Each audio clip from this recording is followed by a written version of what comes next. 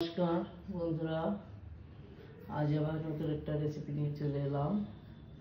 আজকে আর মাছ মাংস রান্না করব না, আজকে একটু পিঠে পায়েসের দিকে যাচ্ছি। আমি এখানে কিছু চষি কেটে নিয়েছি, দেখুন এই চষির পায়েস করব আজকে। আবার একটা চড়াচড়ি দিয়েছি। আমার ঠাকুমা বলতো পায়েসের মধ্যে একটু চড়াচড়ি মানে দুটো পুতুল করে দিতে হয়, তাহলে পায়েস পাহারা দেয়নি কেউ। আমাদের ছোটোবেলায় যেটা বোঝাতো, আমিও দুটো পুতুল করে দিয়েছি। আমি চষি পায়েস করতে, এই চষি কাটতেও অনেক টাইম লাগে, সব তো দেখানো সম্ভব হয় না, যার জন্য আমি চষিটা আগেই কেটে নিয়েছি।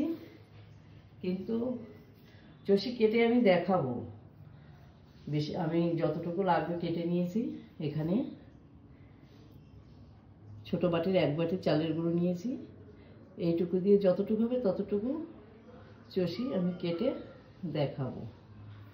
তারপরে চষি কেটে পায়েস রান্নার দিকে যাব। যাই হোক, আমি রেসিপিটা শুরু করি, আপনারা সবাই সঙ্গে থাকুন। আমি গ্যাস ধরিয়ে দিয়েছি, গ্যাসে একটা কড়াই বসিয়ে দিয়েছি। অল্প করে জল দিলাম, কেন চালের গুঁড়িটা অল্প তো। জল দিলাম,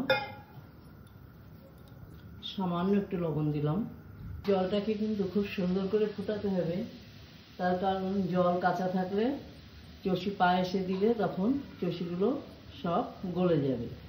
জলটা সুন্দর করে ফুটিয়ে নিতে হবে, যাতে আটাটা ভালো আঠা হয়। জল না ফুটলে আটাটা কিন্তু আঠা হবে না, চষি সব গলে যাবে। এই জলটাকে সবসময়ের জন্য খুব ভালো করে ফুটিয়ে নিতে হবে। জলটা আমি সুন্দর করে ফুটিয়ে নিয়েছি। এবার এই জলের থেকে আমি অর্ধেকটা জল নামিয়ে রাখবো, তার কারণ অল্প একটু চালের গুঁড়ি যদি পাতলা হয়ে যায় তাহলে চষিটা আমি কেটে দেখাতে পারবো না, যার কারণ আর যদি লাগে জল আমি এই ফোটানো জলটাই আবার দিতে পারবো, যার জন্য একটু জল আমি কমিয়ে রেখে নেব। এবার আমি চালের গুঁড়ি দিয়ে দেবো।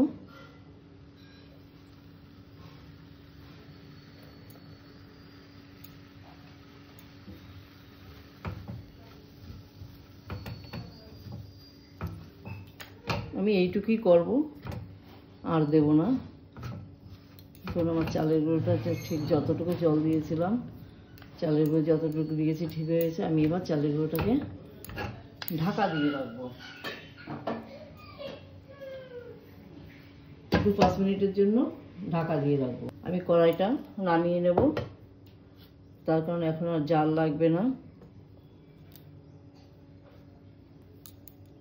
আমি কড়াইটা নামিয়ে রেখেছি, আর এখানে আর একটা কড়াই বসিয়ে দিয়েছি।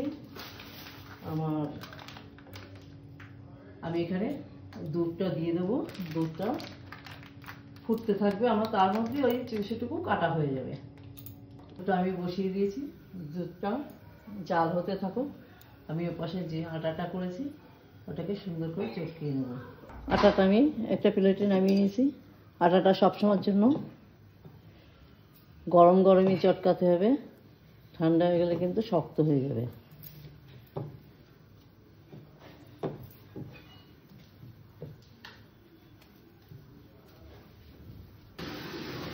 আটাটা সবসময়ের জন্য সুন্দর করে মাখতে হবে। দেখুন খুব আঠা হয়েছে আমার আটাটুকু। এরকম আঠা না হলে কিন্তু চষি যেই দুধে দেওয়া হবে সেই গলে যাবে, আর যতক্ষণ না জল ভালো ফুটবে ততক্ষণ কিন্তু এরকম আঠা হবে না। যাই হোক, আমি এবার চষিটা কেটে দেখাবো। আমি এখানেই কাটবো, দেখি এখানে হয়তো এখানেই কেটে দেখাবো।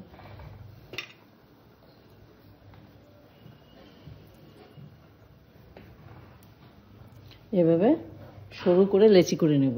এভাবে সরু করে লেচি করে নিয়েছি। এবার এটাকে আমি চষি কেটে দেখাবো। এরকম ছোট ছোট করে টুকরো করতে হবে, আর এই হাতের এখানে দিয়ে এরকম ডলা দিতে হবে। দেখুন,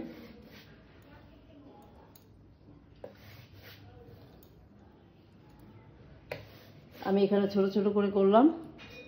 আমি রান্নার জন্য যেটা কেটে নিয়েছি সেটা কিন্তু আমি বড় বড় করে কেটে নিয়েছি। যত ছোট হয় তত ভালো হয়, কিন্তু সময়ের জন্য হয় না, যার জন্য বড় বড় করে কেটে নিয়েছি। ঠিক এইভাবে আমি সমস্ত চষিকাটা কেটে নেব।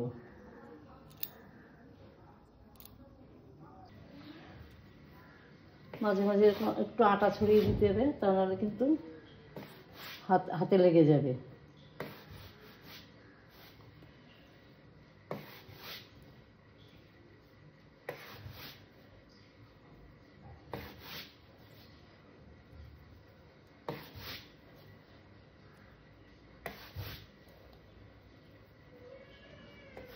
চষি যত ছোট হয় তত খেতে ভালো লাগে, কিন্তু কি করব, সময়ের অভাবে বড় বড় করে করি।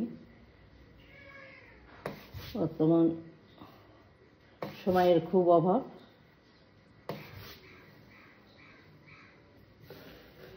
আমি এখন যে চষিগুলো কাটলাম,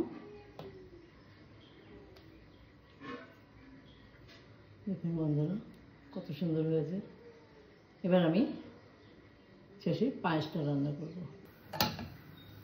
আমি এখানে প্যাকেট দুধ দিয়ে করছি, 3 প্যাকেট দুধ দিয়েছি, মানে 1.5 লিটার দুধ আর 1/2 লিটার মতন জল দিয়েছি। পাটালি গুড় আমি ভেঙে ছোট ছোট করে নিয়েছি, আমি এই গুড়টা দিয়ে দেব। ঘন ঘন নাড়তে হবে যাতে তলাটা না ধরে যায়। আর দুধটাকে আমি খুব সুন্দর করে ফুটিয়ে নেব। দুধটা ভালো করে না ফুটলে কিন্তু পায়েসটা খেতে ভালো লাগবে না। পুরো একটু লবণ দিয়ে দিলাম।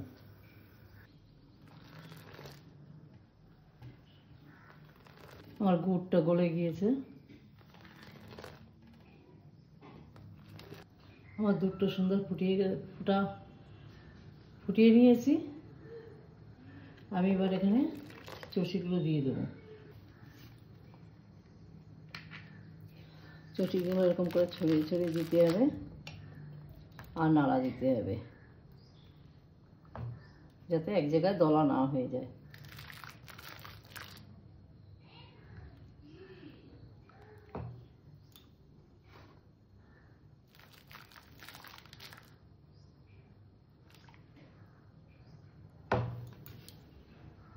সমস্ত চষিগুলো আমি দিয়ে দিয়েছি। এবার আবার ভালো করে ফোটাবো, চষিগুলো যাতে সেদ্ধ হয়। একটু টাইম নিয়ে ফোটাতে হবে, গ্যাসটা ছোট করে দিয়ে।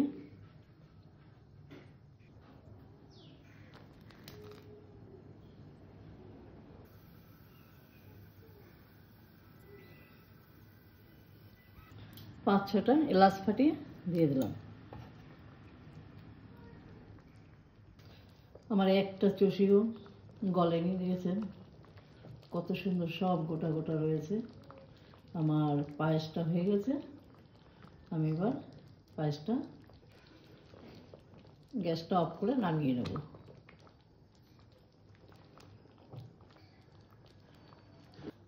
আমি আজকে রান্না করলাম চষির পায়েস। আমার আজকের রেসিপি এই পর্যন্ত। আমার চ্যানেলে যারা নতুন, আমার চ্যানেলটা একটু সাবস্ক্রাইব করো, যারা পুরনো লাইক শেয়ার